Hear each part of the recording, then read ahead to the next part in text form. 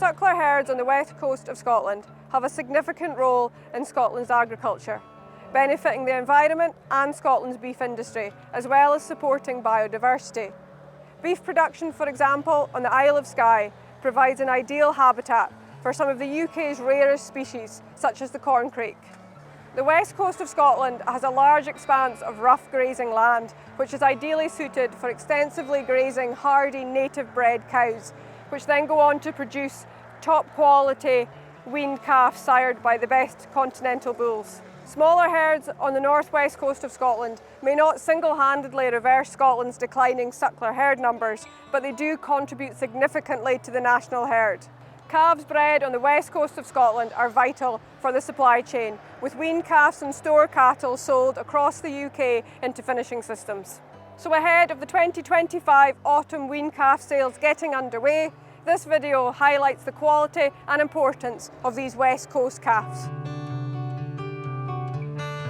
This is our main centre. It's a very busy place, especially when you hit the back end from kind of August right through to December. We also run Portree and Stornoway, which is generally autumn sales. We do Fort William as well. Again, it's in the back end of the year. So we run, give or take, 4 to 5 sales in the Western Isles and in Fort William. We're selling a good number in Skye still. We have the one calf sale in Skye. Sheep, you'll sell maybe 6, 7, 8,000. Stornoway will be about the same, although there's a lot less cattle there, so we'll maybe only sell a couple of hundred. Fort William, it's maybe declining slightly. There's been a big difference there the last few years. A lot less sheep numbers, and I would expect the cattle sales to be down this year because we did disperse quite a few cows this year from that area. Skye, I'll start with Skye. I mean, it's, I feel, still quite a populated area for livestock. I tend to find there is a younger generation there that seems to have a fair interest, and they're wanting to make an effort with crofting, farming. Our Skye calf sale, as I said, it's been constant the last 5 years anyway, 1,300, 1,400 calves.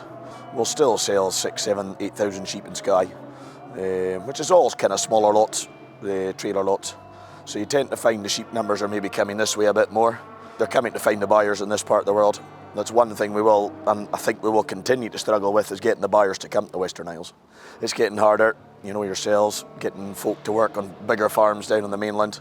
So, you know, buyers, you know, farmers themselves, they can't get the time to maybe come to the Western Isles. So, Stornoway, again, great sheep numbers there. There's not so much cattle in Stornoway. We maybe, as I said already, we only sell maybe a couple of hundred calves there. I'll use Skye again because it is a good example. It's one of the best calf sales in Britain. I would say the last few years, a lot of them have kind of gone to the continental side. It did start, a lot of Angus's, short horns, you know, easy kept stuff, easy calving. But I think seeing the trend in the trade, there's a lot of them going to the continental bull, whether it's mainly a Limousin, there is Charlies, a bit of Simi. So, yeah, I would say there's been a fair change in that in the last 2 or 3 years especially. And then when you go further west, you know, Stornoway, again, it's maybe more native, and it's easier for the folk there. There's a lot of them work. They've all got jobs, you know, so again, it'll be easier calving. And you go down into Uist, we don't go to the sales in Lochmaddy now. There's some very good cattle in Uist, a lot of good continentals. And yeah, they work, I would say, a lot of them have bought their own bulls now. I mean, the department is still very busy with their department bulls, but I would say the last few years, like including ourselves, we've sold a lot of bulls privately to the islands. Portree calf sale, it's all spring-born calves. They're anywhere from 200 kilos up to 400 kilos, give or take. It's all spring calves. Generally, you do get the older beast here and there. Using Skye again, they're very hardy beasts. You know, they thrive. You know, they're born in the hills out there. You know, some of them, yes, inside, but generally born outside, and they'll thrive where they go. And it's the same, you know, you've got that 8, 9, 10 buyers that come every year because that's what they're wanting. And I must say, there is new faces appearing because they are hearing about them, you know, and they thrive, and they go on to do well.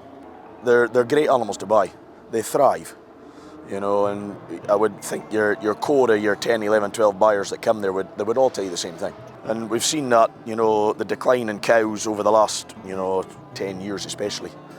And it will continue because there's no there's no incentive for the young folk, and the cost of everything now would be very hard to start, you know.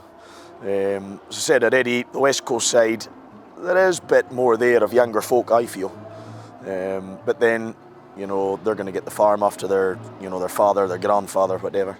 So there seems to be more of a drive, especially in Skye, of younger generation. But I think it's going to be the biggest problem in our industry is going to be the next generation, you know. And it's a shame, because it's a good industry to be in, you know. I think this year's sales, once we hit the back end properly, I am anticipating it to be very good. Lambs and cattle. As we've seen today with the anniversary sale, I mean, it's just flying, the cattle trade again, which is good to see. The fat trade's picked up again. It did take a wee slump there, you know, June, July time. A lot of bull beef on the go, which a lot of them are getting through now. But I think when we hit the lambs and the calf sales especially, I think they're going to be a great trade.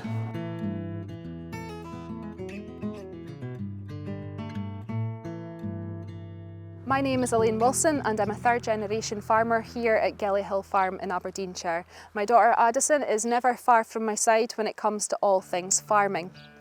Here I try and finish now annually over 400 cattle. This has been achieved through increasing my cattle numbers.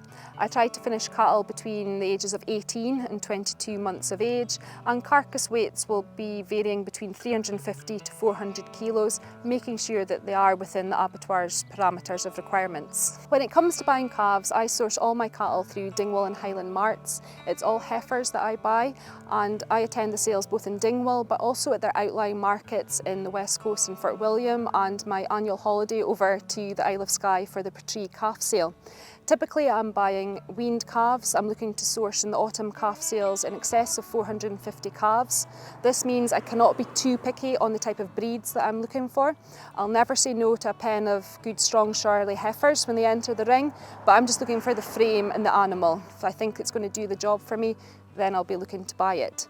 Most of these calves will be springborn calves and they will weigh anything from 250 kilos upwards.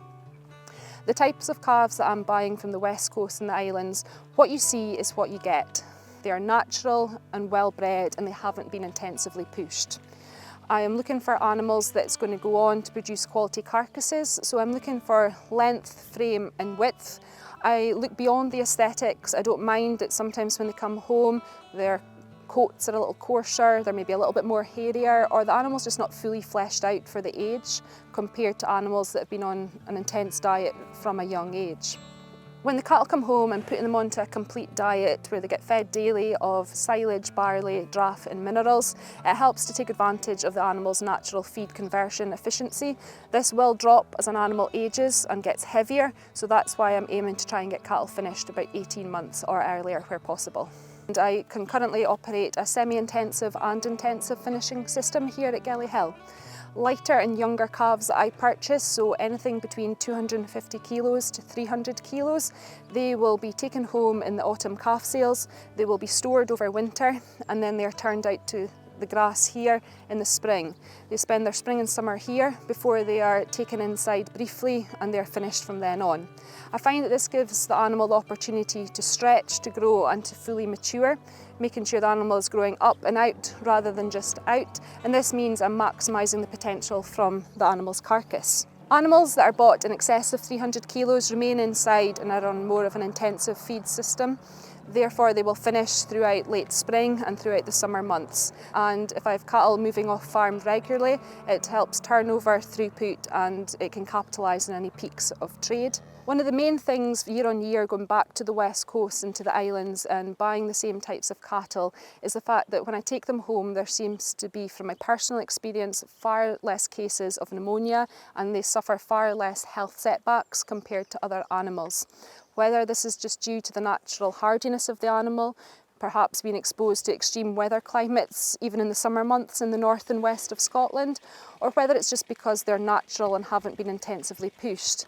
I find that they transition a lot better, so from being weaned from their mothers, to be going through the sales ring and to coming back down to my finishing unit here in Aberdeenshire. They seem to come home, they hit the road running. Once they're on a complete diet, they seem to take off and thrive.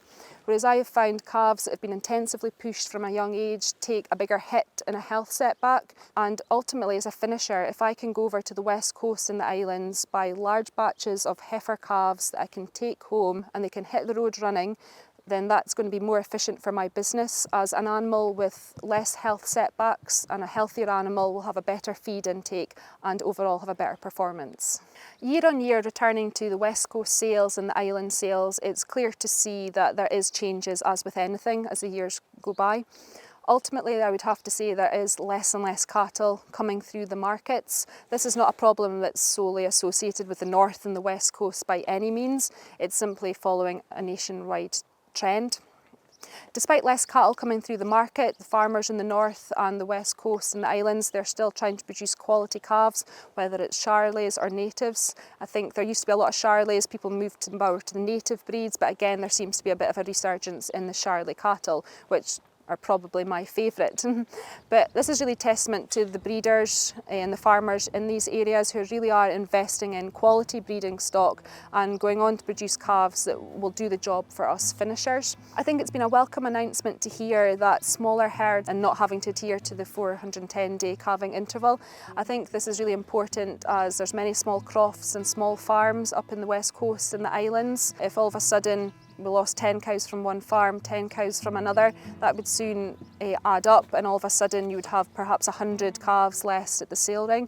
2025 certainly will be remembered by farmers as the year in which we saw an unprecedented peak in deadweight prices. At the very peak of trade at the start of the year, we were receiving well in excess of £7 a kilo.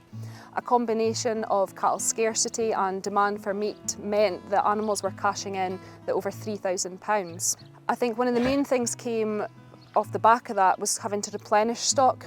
At the peak of trade, when we're now having to pay well in excess of £4 a kilo. Before we thought paying over £3 a kilo was a lot, but now we were paying over £4 a kilo. Trying to buy forward stores at the peak of trade meant we were having to pay a price that previously we would have expected for a finished animal. Compared to this time last year, fat price is still more than we were getting this time last year.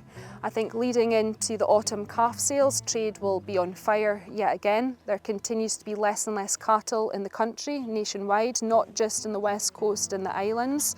So therefore, I think more people is going to be after the same animal.